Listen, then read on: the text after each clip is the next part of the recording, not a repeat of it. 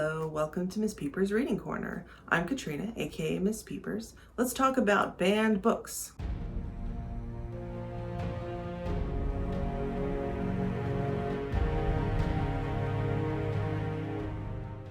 This month we're talking about banned books in honor of Banned Books Week, which was at the end of September.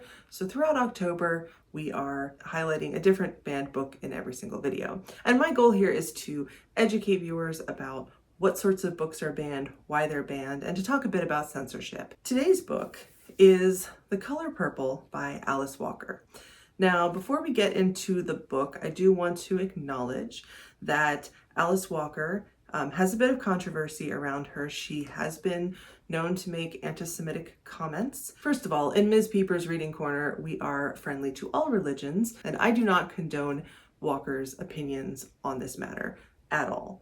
And so I want to be very clear that this is not an endorsement of the author and her personal views. The other thing I'll say is that even if you disagree with an author or find an author problematic or troubling in some way, that doesn't mean that their books should be banned. We will throughout this month talk about a couple of authors who have not behaved themselves in public, and yet the author's personal views, in my opinion, are not relevant to whether a book should or should not be available in a library or in a bookstore.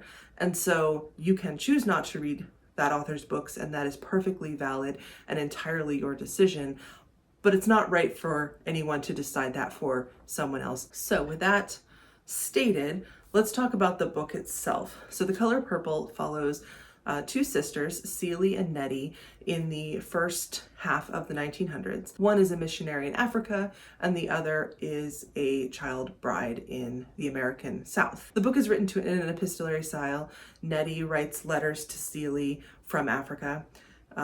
Celie does not write back, and you find out why that is throughout the course of the book. Celie does not write letters, but she speaks in letter format to God. So her chapters start, "Dear God," and then she talks about what's been happening in her life. So it's an interesting format where you get that double first person narrative of these two very different lives and watch how they unfold.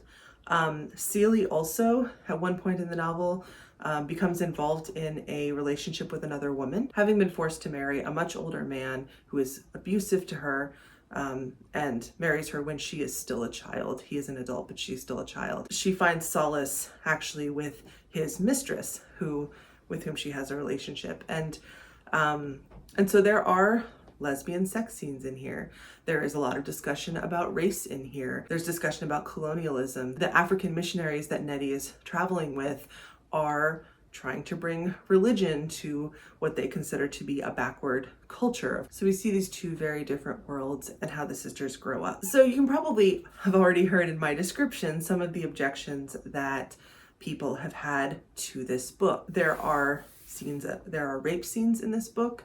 There are consensual sex scenes in this book. There are racial slurs in this book. There are curse words in this book. And those things are all in here because of the time and place that Walker is describing. So these, of course, are content warnings and things to be aware of if you're going to read this book. I found parts of this book to be really difficult to read, just emotionally, because such terrible things happen in this book.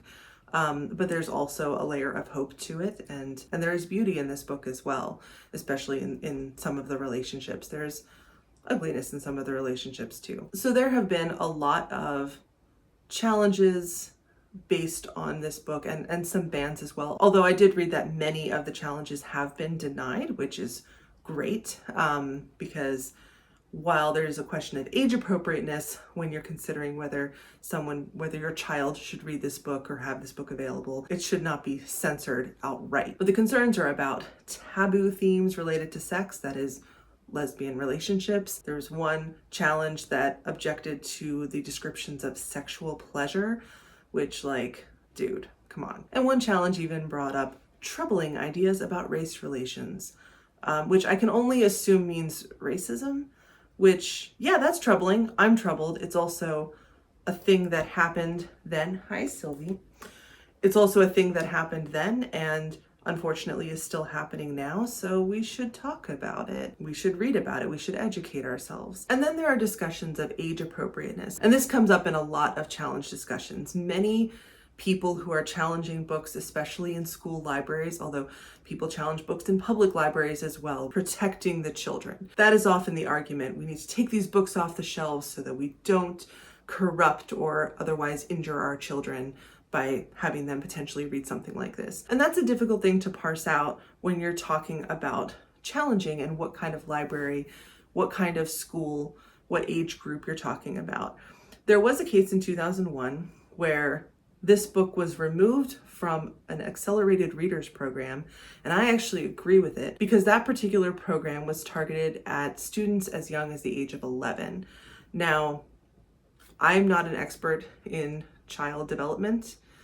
And I certainly am a child whose books were never censored. My book choices, whatever I picked, if I had picked this up at age 11, I don't know that it would have been taken away from me.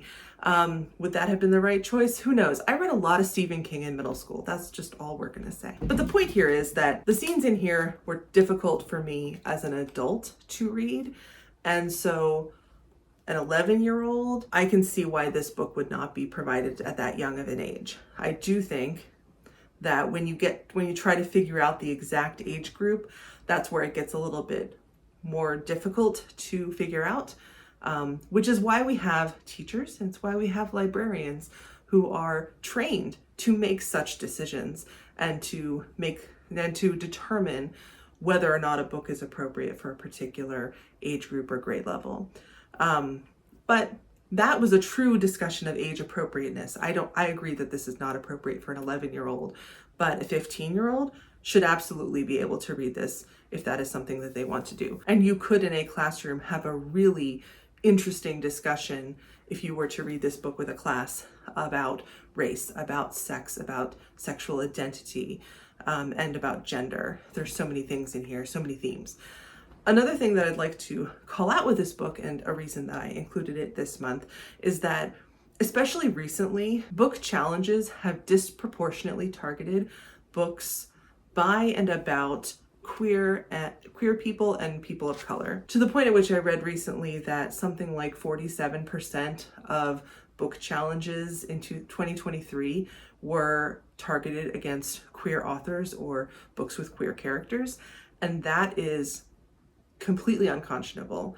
And it just, I think, goes to show too that there are, depending on the author and depending on their popularity, their social capital, their social media capital, or their social media influence, some of them are better able to defend themselves against challenges, and some are better defended by readers against challenges than others. Someone like Alice Walker, she's incredibly established at this point. A newer Black and or queer author might have a lot of difficulty with that. So that is something that tends to show up under the guise of protecting the children. Let's not tell them about sex. Let's not tell them about assault. Let's not tell them about racism. They're going to find out about all three of those things through the course of just living their lives. So maybe let's not stick them in a bubble where everything is perfect, rainbows and puppy dogs. Let's also acknowledge in an age-appropriate manner that these things do exist, that people have written about them, and that chances are that there are books out there where someone else is describing an experience similar or related to yours, and you can feel less alone and maybe a little bit more equipped to deal with that situation. And so it is very, very important to challenge the challengers, even if you have a problem with the book or potentially with the author. So let me know, have you read The Color Purple? Did you like it? Have you seen one of the adaptations? What'd you think of those? And politely in the comments, I'm curious whether you choose to avoid authors such as Alice Walker because of their viewpoints. We can have a discussion about that. Just don't tell anyone they're not allowed to read it, because that's not right and that is censorship. And either way, I will see you in the next one.